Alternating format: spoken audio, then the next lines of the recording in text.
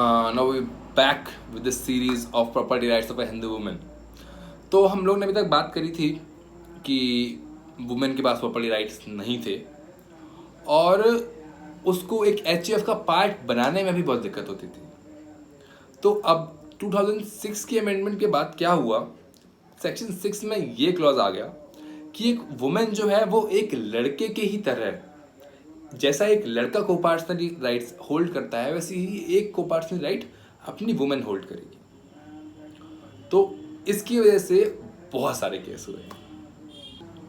तो अब इसमें मेन इशू ये उठता है कि अगर कोई लड़की अमेंडमेंट के पहले पैदा हुई है तो भी क्या उसको राइट्स मिलेंगे प्रॉपर्टी के.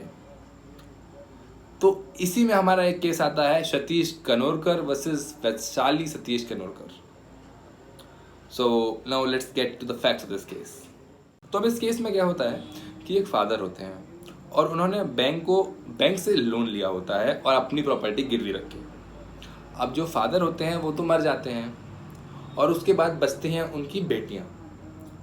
लेकिन कुछ ही टाइम बाद क्या होता है, हिंदू सक्सेशन एक्ट में अमेंडमेंट आ जाता है और वो ये कहता है कि जो बेटियां हैं उनको भी कोपार्सनरी राइट्स मिलेंगे. तो अब जो बेटियां होती हैं वो प्रॉपर्टी में अपना राइट मांगने पहुंच जाती हैं, लेकिन वहीं बैंक अपना केस इशू कर देता है कि इनके फादर ने उस प्रॉपर्टी को गिरवी रख के हमसे लोन लिया था तो उस प्रॉपर्टी में हमारा अधिकार है. और जो बेटियां होती हैं वो ये कहती हैं कि नहीं, इस प्रॉपर्टी में 2/3 अधिकार तो हमारा है क्योंकि ये प्रॉपर्टी हमें कोपार्सनरी राइट्स के थ्रू मिलेगी.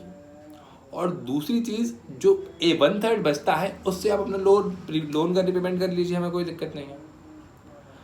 तो अब कोर्ट के पास क्या इशू जाता है, कोर्ट इस केस में ये इशू बनाता है कि क्या उन वुमेन या फिर उन फीमेल्स के पास भी कोपार्सनरी राइट होगा जो उस अमेंडमेंट से पहले पैदा हुई हैं, और क्या इस अमेंडमेंट का रेट्रोस्पेक्टिव इफेक्ट है या फिर प्रोस्पेक्टिव इफेक्ट है.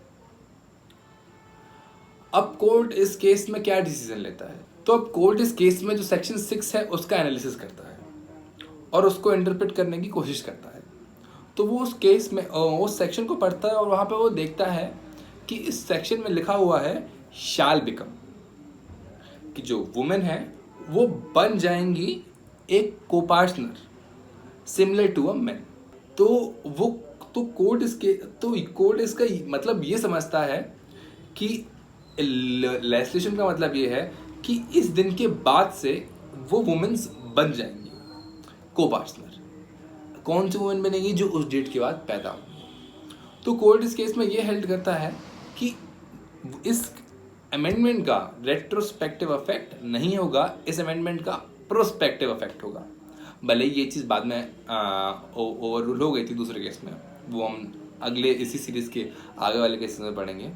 लेकिन कोर्ट ने इस केस में क्या हेल्ड किया, कोर्ट ने इस केस में ये हेल्ड किया कि सेक्शन 6 का अमेंडमेंट का जो असर होगा वो रेट्रोस्पेक्टिव नहीं होगा और जो फीमेल के राइट्स हैं जो उस डेट से पहले पैदा हुई हैं उनको उनके राइट्स एज अ कोपार्टनर नहीं मिलेंगे, just for the sake reason कि वो उस डेट से पहले पैदा हुई है.